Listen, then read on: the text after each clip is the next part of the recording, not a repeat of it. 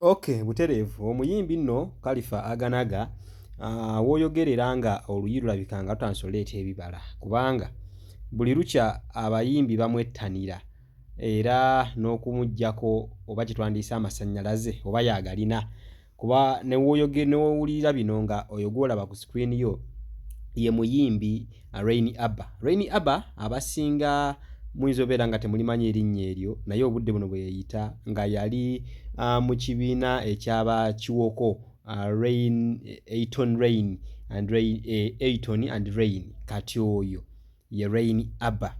Ayton yakyusa erinnya ne yeetuuma Ayton Ssente, ono n'atuuma Rainy Abba ng'era bajjukira mu kayimba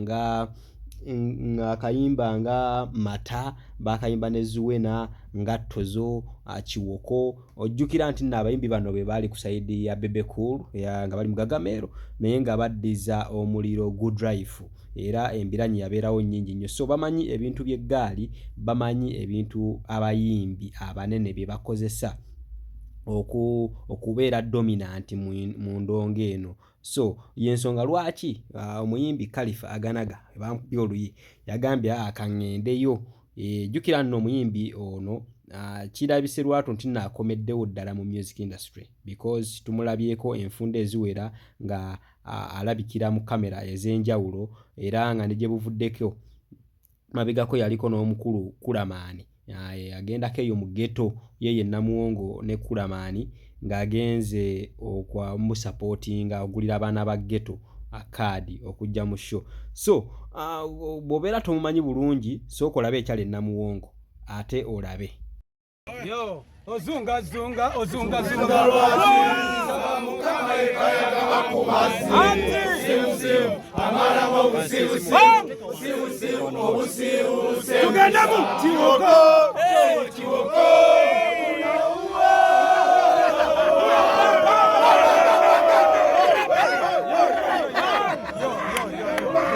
Okategedde oyo ye muyimbi Rainy Abba. Kiwoko sebo Kiwoko funo wo yoyo omuyimbi Rainy Abba.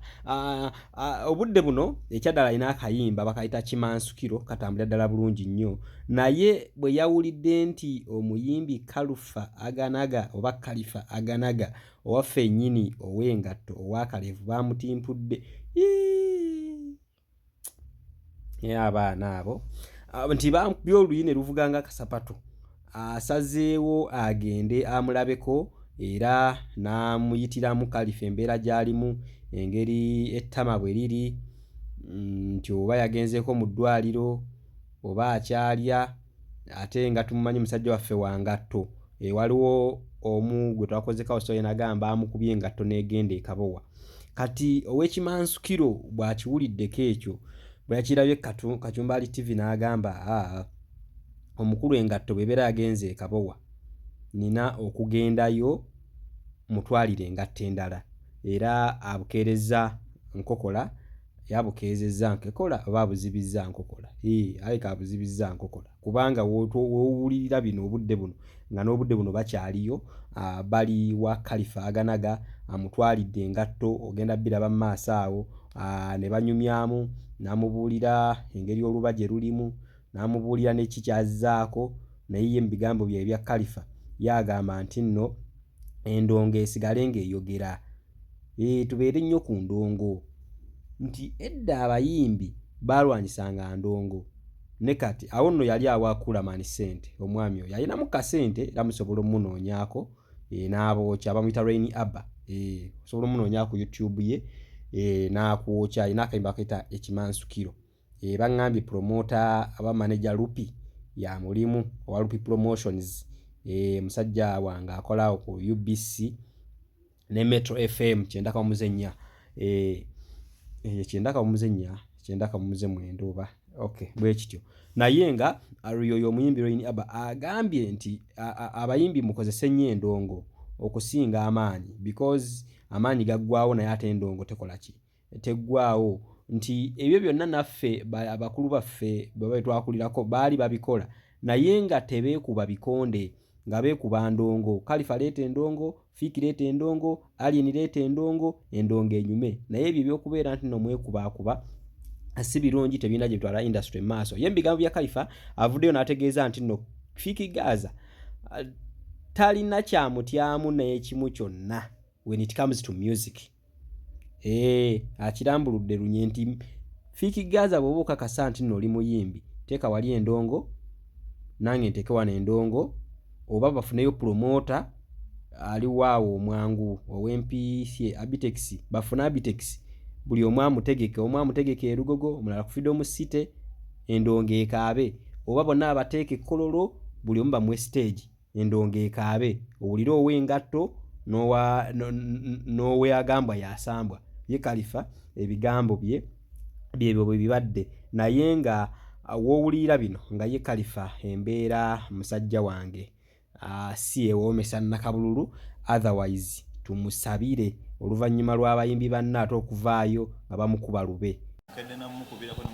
Kakyaliko kuba omwana yamukubye oluyi Khalifa n'asooka akwata Kalebala oba kakyaliko si alinaako omuswaba kakoma wano weekati nalabye obumansuka nenga obaga abadde mannyo oba malusu.